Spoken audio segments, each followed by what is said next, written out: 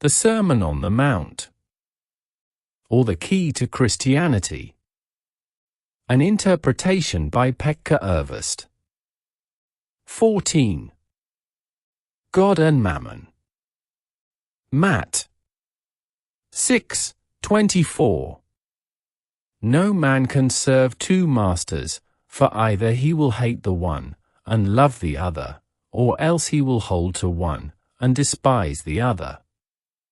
Ye cannot serve God and Mammon. 25. Therefore I say unto you, do not concentrate your attention upon your soul, what ye shall eat, or what ye shall drink, nor yet upon your body, what ye shall put on. Is not the soul more than the food, and the body than the raiment? 26. Behold the birds of the heaven, that they sow not, neither do they reap, nor gather into barns, and your heavenly Father feedeth them.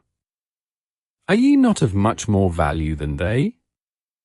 27.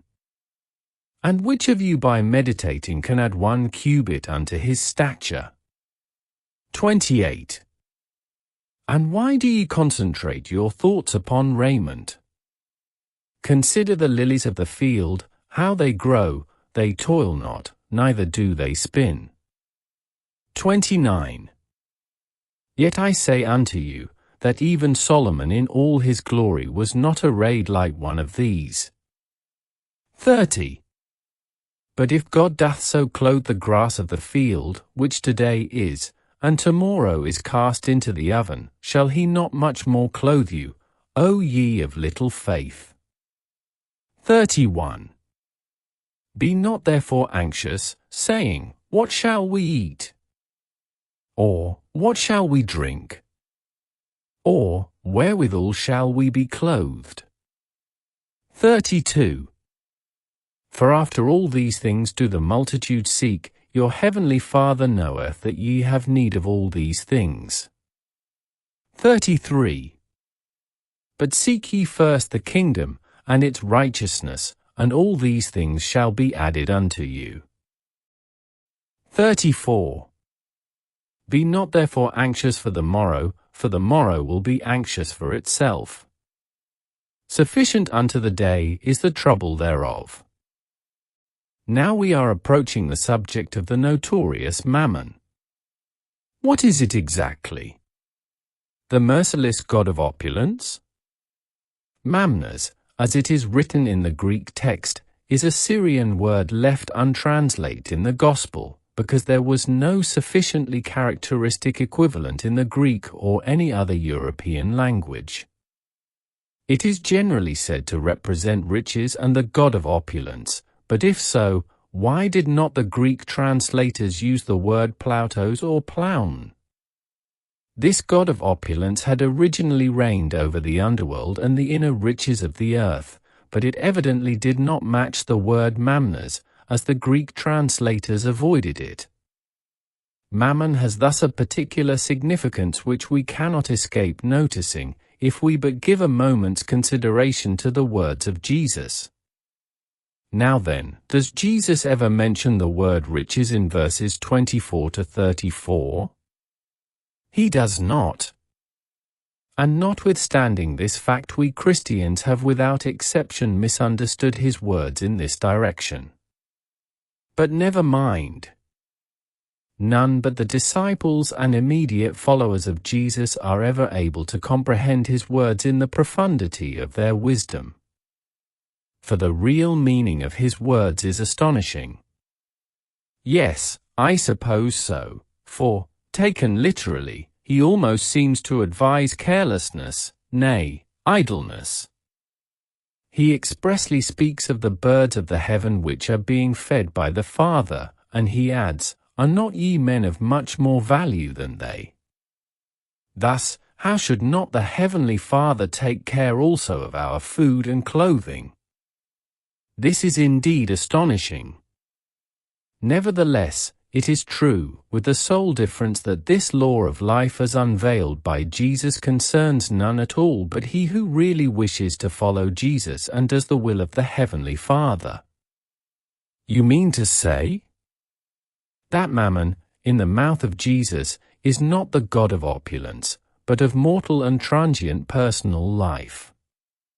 Whoever wants to devote himself wholly to the service of the heavenly kingdom, following the Master in all things as his apostle, and as a prophet of truth, will become liberated from those material cares which are the lot and destiny of every man on earth, but, remember, only on that condition.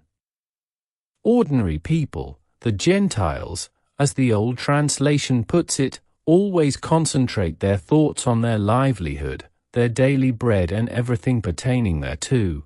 They cannot avoid it, because it is the law of their existence. In any case, however, all men try to get rid of this necessity. How alluring is earthly wealth promising freedom from care! Yet rich people know that wealth and possession bring their own worries, so that, as men, the rich are not happier than the poor. There is no other liberation from anxiety and care than metanoia, that conversion of which Jesus speaks, and which consists in a spontaneous turning of the mind to eternal things. In the beginning, this meditation cannot fill up all the time of the aspirant who is bound by his earthly duties.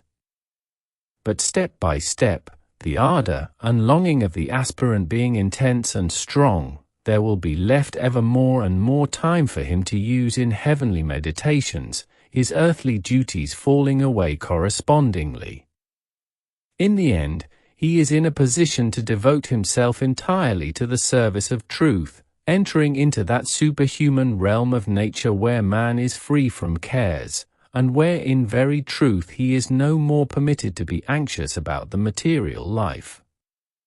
I have spoken of thinking and meditating, but it goes without saying that thinking of eternal things, far from being speculation or daydreaming, is an intense concentration of the mind upon them, which concentration always goes hand in hand with living the new life in strict accordance with the 5 commandments of Jesus. Therefore, instead of the old word anxiousness, I have translated meditation and concentration of attention, which better follow the original text, at least in spirit. The Greek word merimna does not mean only I am anxious, but I am lost in thought, I trouble my head. Nor does the Versio Vulgata translate solicitous I am anxious, at every turn, but it also says cogito, I think.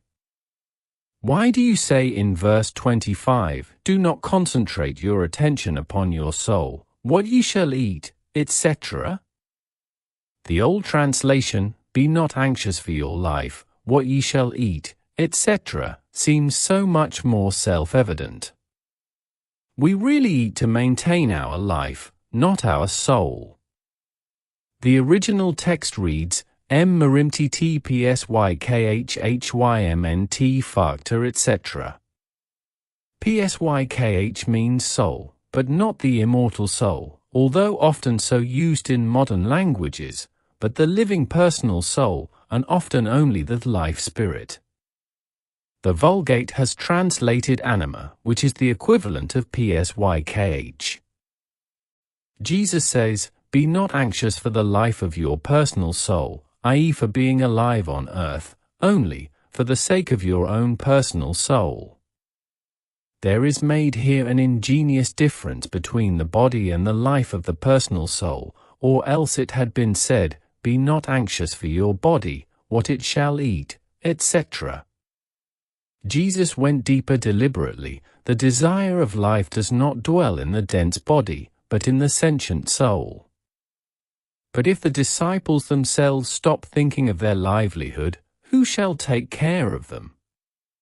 They will be provided for by their apostolic work, speaking from a worldly standpoint, or by their heavenly Father, as Jesus puts it.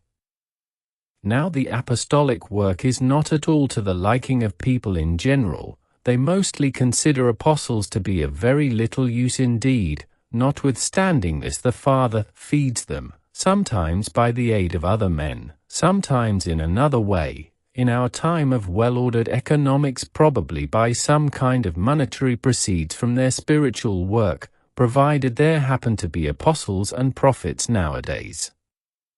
The main point is not how the livelihood is being ordered. The main point lies with the psychological standpoint of the disciple, to be unconcerned with his pecuniary situation.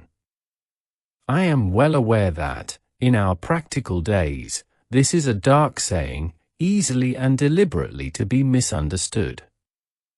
However, there is included in it a new and higher practice which I think every true genius will gladly admit. Remember the words of Jesus that nobody can enter the kingdom of heaven who is not like unto a child.